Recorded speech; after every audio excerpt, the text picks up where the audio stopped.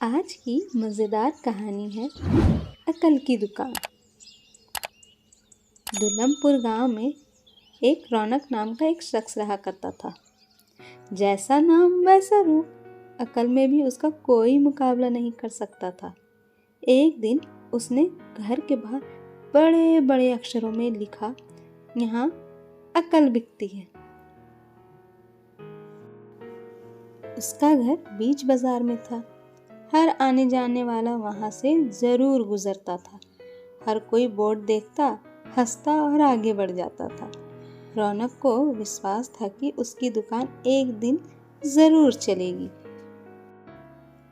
रौनक इसी उम्मीद में अपनी दुकान पे बैठा रहता था।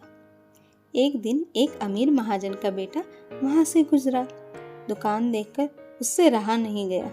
उसने अंदर जाकर रौनक से पूछा, अरे भाई, यहाँ कैसी अकल मिलती है और इसकी कीमत क्या है? यह इस बात पर निर्भर करता है कि तुम इस पर कितना पैसा खर्च कर सकते हो। गप्पू ने फट से 1 रुपए निकाल कर पूछा, इस पैसे के बदले कौन सी अकल मिलेगी और कितनी? अरे भाई, 1 रुपए की अकल से तुम 1 लाख रुपए बचा सकती हो। गप्पू ने 1 रुपया दे दिया। बदले में रौनक ने एक कागज पर लिख कर दिया, जहाँ 2 आदमी लड़ झगड़ रहे हो वहाँ रहना बेवकूफ़ी है। गप्पू उस कागज के टुकड़े को अपने पिता को दिखाता है। उसका पिता कागज को पढ़ता है तो वो गुस्से से आग बबूला हो जाता है। गप्पू को कोसते हुए वह पहुंचता है अकल की दुकान। कागज की पर्ची को वो साथ में लेकर के जाता है और रौनक के सामने फेंकते हुए चिल्लाता है, अरे रुपया लौटा दो जो मेरे बेटे ने तुम्हें दिया था। हाँ हाँ, ठीक है, मैं लौटा देता हूँ, लेकिन मेरी एक शर्त है कि मेरी सलाह पर तुम्हारा बेटा कभी अमल नहीं करेगा। कंजूस महाजन तैयार हो गया। उस नगर में एक राजा था जिसकी 2 रानियां थी। एक दिन राजा अपनी रानियों के साथ जौहरी बाजार से गुजर रहा था। दोनों रानियों को हीरो का एक हार पसंद आ गया। दोनों ने सोचा महल पहुंचकर अपनी दासी को भेजकर हार मंगवा लेंगी। लेकिन संयोग से दोनों की दासियां एक ही समय पर हार लेने पहुंच जाती है। बड़ी रानी की दासी बोली, मैं बड़ी रानी की सेवा करती हूँ, इसलिए हार मैं लेकर जाऊंगी। पर राजा तो छोटी रानी को ज्यादा प्यार करते हैं, इसलिए हार पर मेरा हक है। गप्पू उसी दुकान के पास खड़ा था। उसने दासियों को लड़ते हुए देखा। दोनों दासियों ने कहा वे अपनी रानियों से शिकायत करेंगी। तब उन्होंने गप्पू को देखा और वे बोली, यहाँ जो कुछ हुआ तुम उसके गवाह रहोगे और रानी के सामने सारी बातें बताओगे। घर जाकर दोनों दासियां अपनी रानी को सारी बात बताती है और रानी अपने राजा के पास शिकायत करती है। राजा ने दासियों की खबर ली।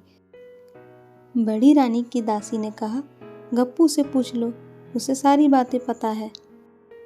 तब राजा ने कहा, बुलाओ उस गप्पू को गवाही के लिए, कल ही झगड़े का निपटारा हो जाएगा। इधर गप्पू हैरान, पिता परेशान। आखिर दोनों पहुंचे अकल की दुकान। माफी मांगी और मदद भी।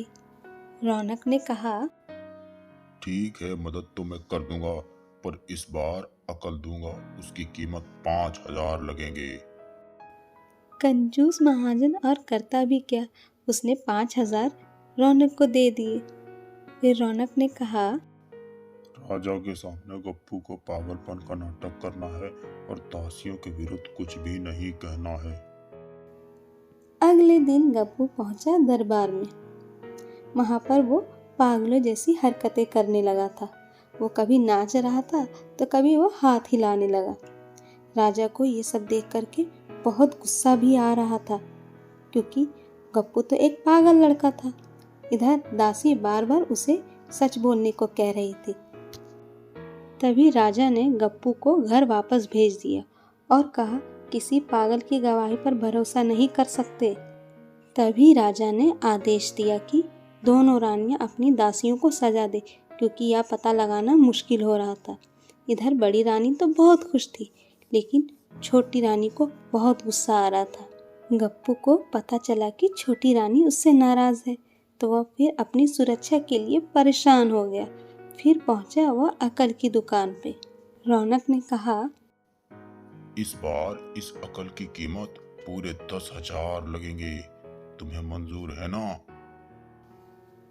इतना सुनते ही गप्पू 10,000 देने के लिए तैयार हो जाता है। पैसे लेकर रौनक कहता है, तुम ऐसा करो, उस हार को खरीद कर छोटी रानी को उपहार के रूप में दे दो। गप्पू इतना सुनते ही सकते में आ जाता है। बोला, अरे ऐसा कैसे हो सकता है? उसकी कीमत तो 1,00,000 रुपए है।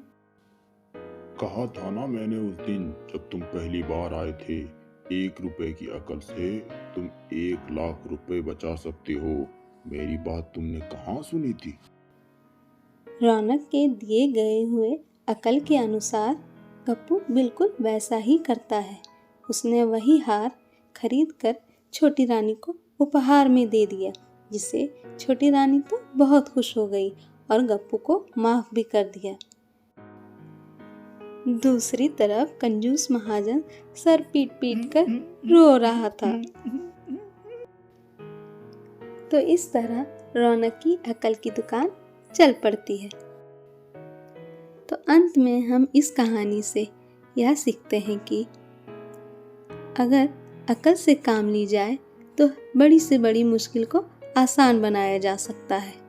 और दूसरी बात, हर जगह कंजूसी नहीं की जाती, क्योंकि कभी कभी कंजूसी करना भी बहुत महंगा पड़ जाता है।